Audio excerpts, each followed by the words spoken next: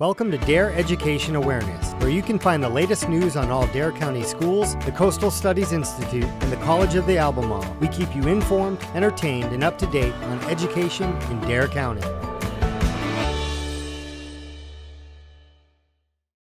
At the Coastal Studies Institute, the night sky and nocturnal environment are researched for future ecotourism.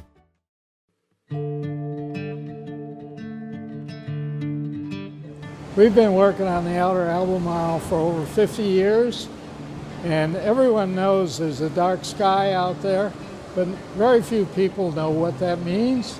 There's a resource that represents not just the heavens, but what the nocturnal environment that's around them. And so in the process of building a sustainable ecotourism program for these inland counties, we decided that a very important an unrecognized component of this was the night sky and the nocturnal environment. So we submitted a proposal to Sea Grant and Space Grant and got the program funded to document how dark is the dark sky in this outer Albemarle. There's 500 million acres of public lands out here, and so our job, which was funded, was to, with a group of associated researchers and partnerships, is to visit these night skies and record the whole environment. I'm Haley Grabner. I'm an outreach specialist here at the Coastal Studies Institute, and I'm also part of the research team that we here at CSI have put together to participate in the study by NC Land of Water to categorize the night sky and nocturnal ecosystem resource on the outer Albemarle Peninsula.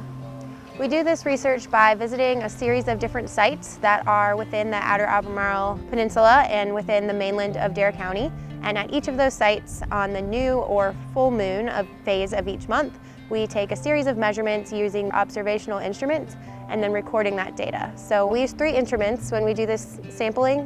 The first is a sky quality meter, SQL, and it is looking at the light or the lack of light in the night sky.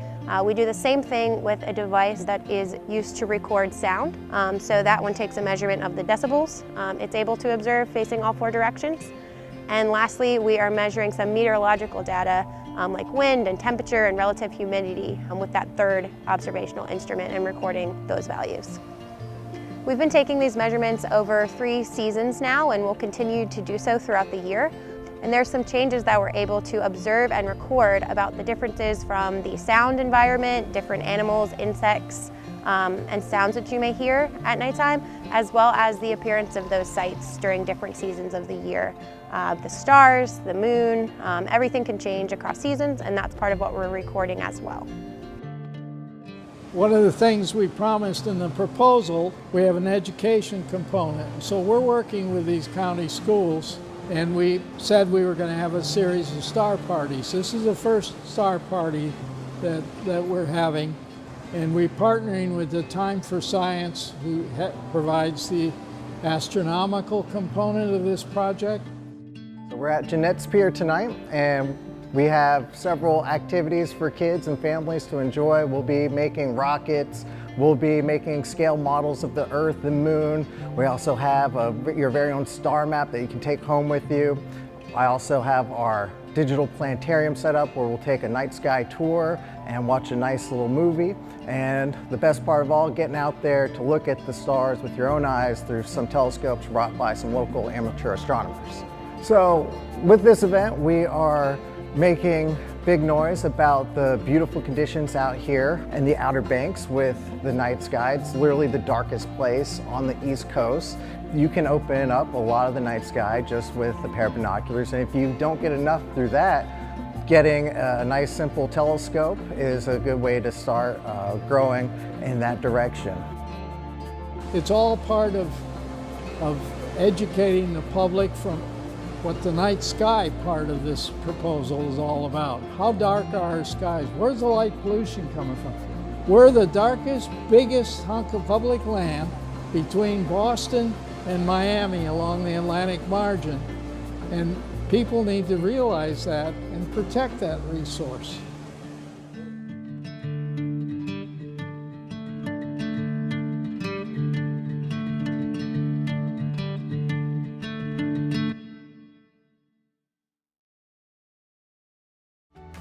The FIDO Finders Club at First Flight High School takes water samples to support NOAA's research.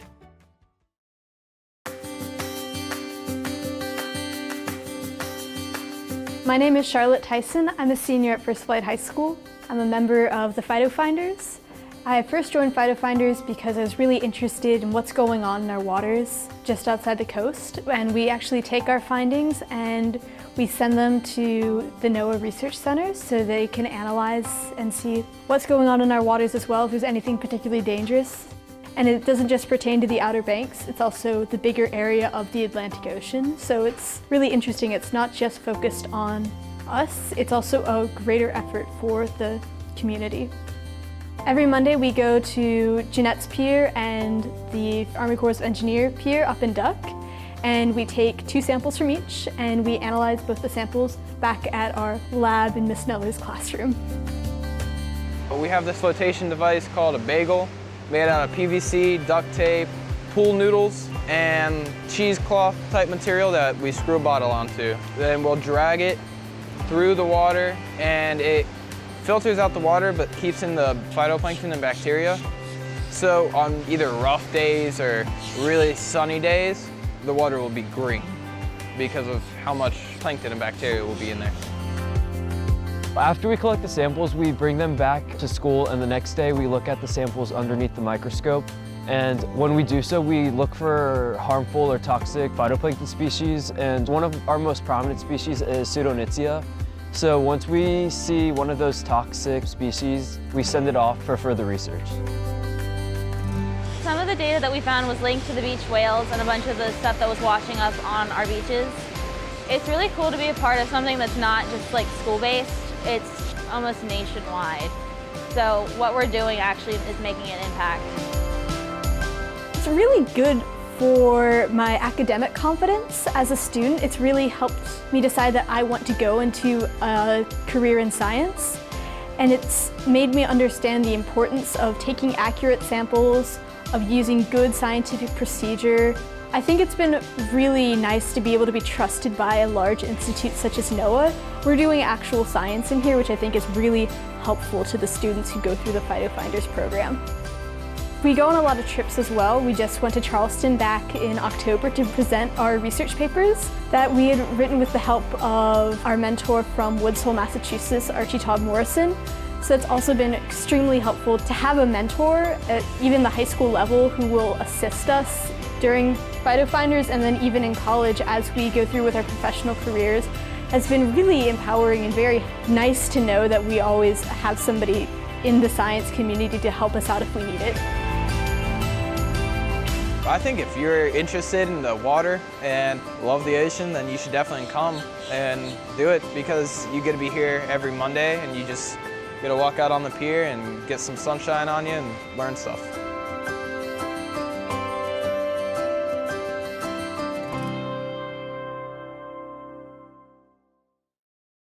The College of the Albemarle's Dare County campus offers new courses in building, plumbing, mechanical, and electrical inspections.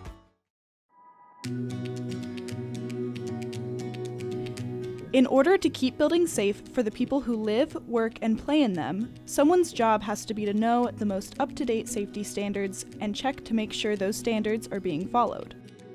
That's why building inspectors don't just have to get qualified to do their job, they have to stay qualified through certifications and continuing education. Now, College of the Albemarle's Dare County campus is offering classes in building, plumbing, mechanical, and electrical inspections right here in Manteo. So the classes at the College of the Albemarle are offering their certification classes for folks to become a licensed building inspector certified by the Department of Insurance from the state of North Carolina. But they also offer these classes for the people who are inspectors already and who need continuing ed classes. I'm Crew Hayes. I'm a Dare County building inspector. Been on the job for about 8 months now.